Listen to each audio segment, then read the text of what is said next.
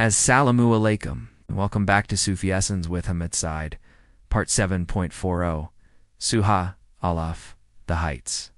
Beloved seekers of divine wisdom, we stand now at a point of profound and transcendental revelation in the sacred narrative of Surah Al-A'raf. We have just witnessed the ultimate and terrifying consequence of defiance and arrogance, a physical manifestation of a profound spiritual degradation. The punishment of the people of the Sabbath was a clear and unambiguous warning to all of humanity. The one who rebels against the divine will, who is arrogant and disobedient, will ultimately be stripped of their human dignity and their spiritual station. Now the Quran moves from this specific and historical narrative to a broader and more universal spiritual truth, a profound and timeless event that encompasses all of humanity and establishes the very nature of the human soul. This part of the surah is a beautiful and magnificent tapestry that weaves together the threads of divine power, a sacred covenant, and the innate human nature to know and believe in its creator.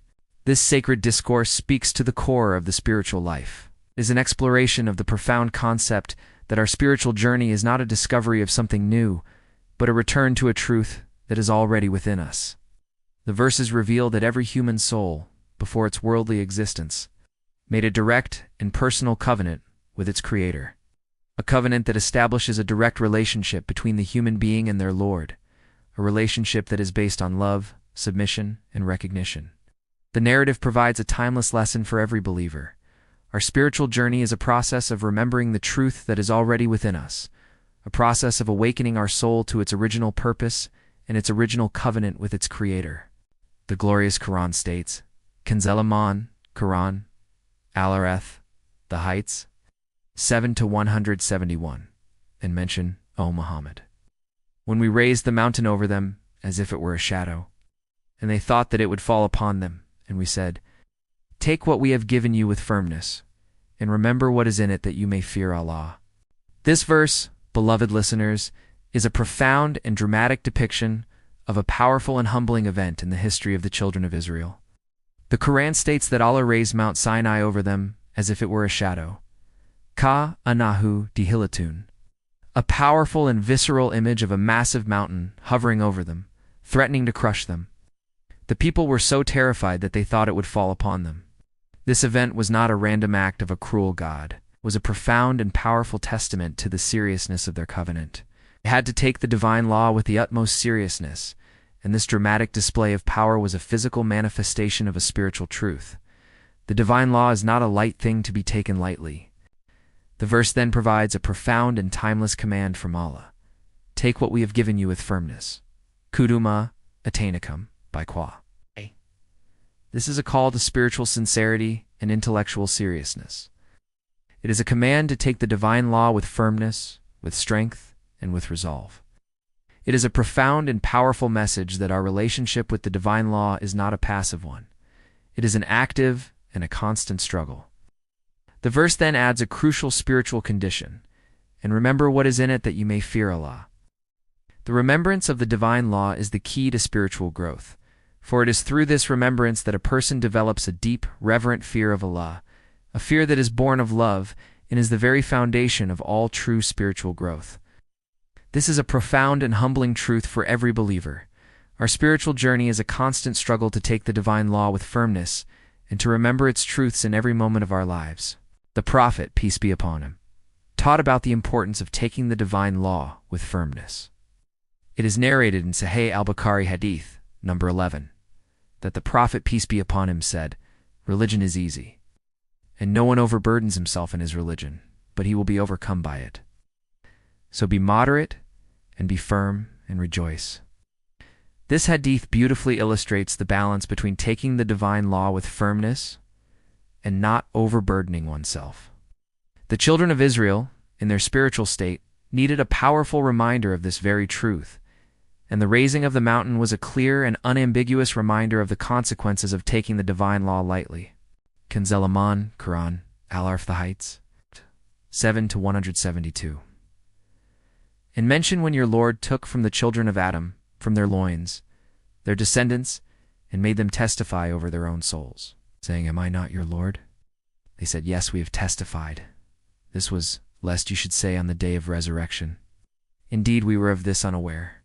This verse, beloved seekers, is a profound and transcendental spiritual reality, a timeless event that encompasses all of humanity. The Quran describes a pre-creation spiritual event, a moment when Allah, ArRahman, and ArRaheem gathered the souls of all of humanity, from the very first human being until the last. The Quran states that Allah took from them a covenant.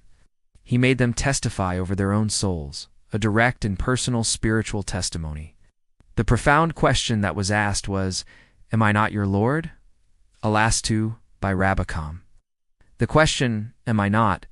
is a powerful rhetorical question that is meant to elicit a powerful and undeniable answer. The answer that every human soul gave was, "Yes, we have testified." This is a profound and timeless spiritual affirmation. Every human soul, before its worldly existence, testified to the Lordship of Allah alone.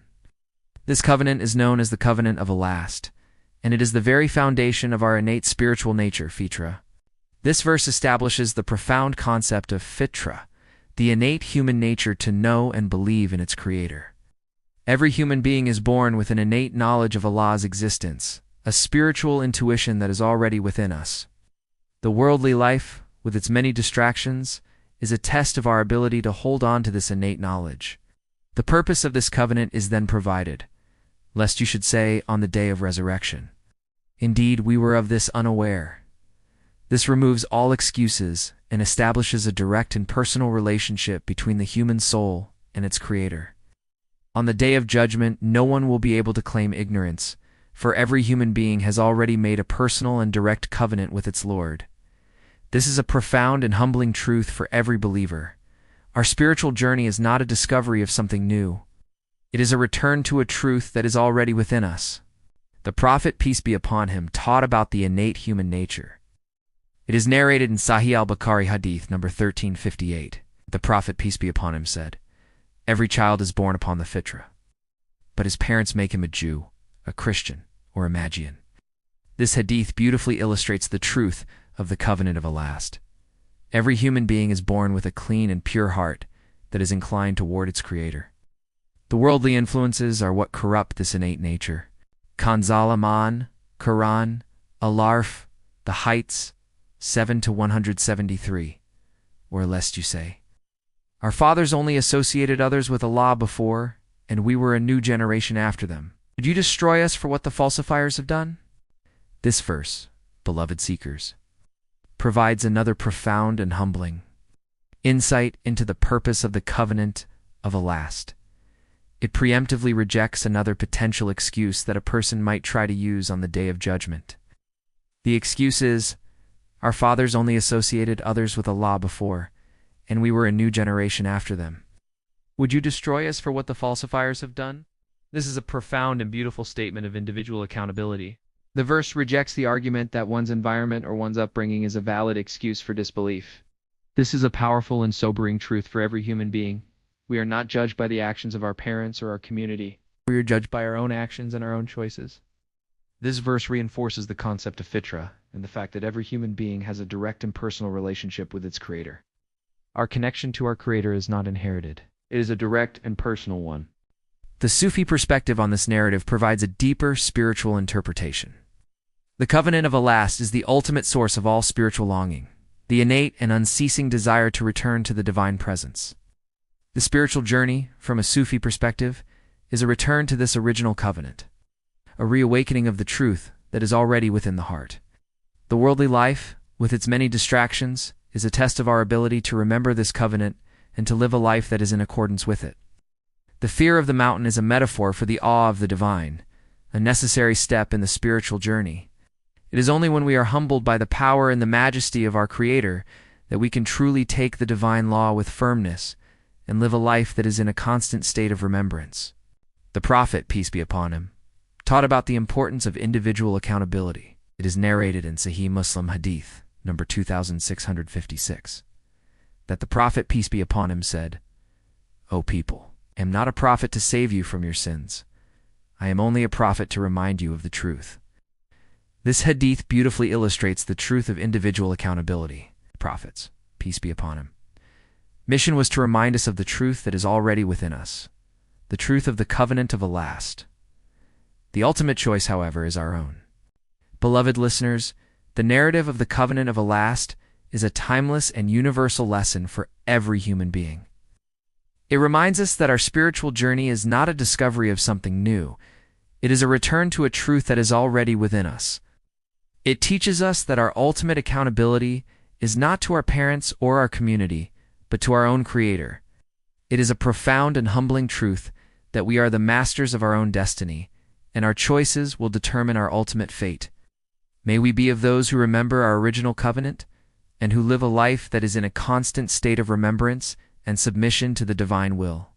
O Allah, who is the most merciful and most compassionate, we seek refuge in you from the spiritual diseases of spiritual complacency and worldly attachment. Allah.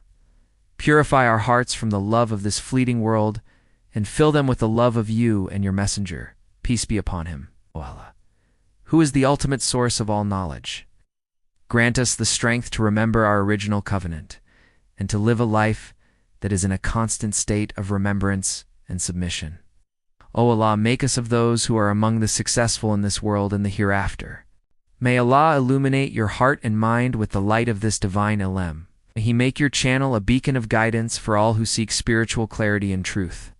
May your efforts be a source of immense reward, and may you be granted the highest stations of paradise. May the peace and blessings of Allah always be upon you and your loved ones. May He grant you unwavering steadfastness on the path of truth, and may your work be a testament to His magnificent names, ArRahman and ArRaheem.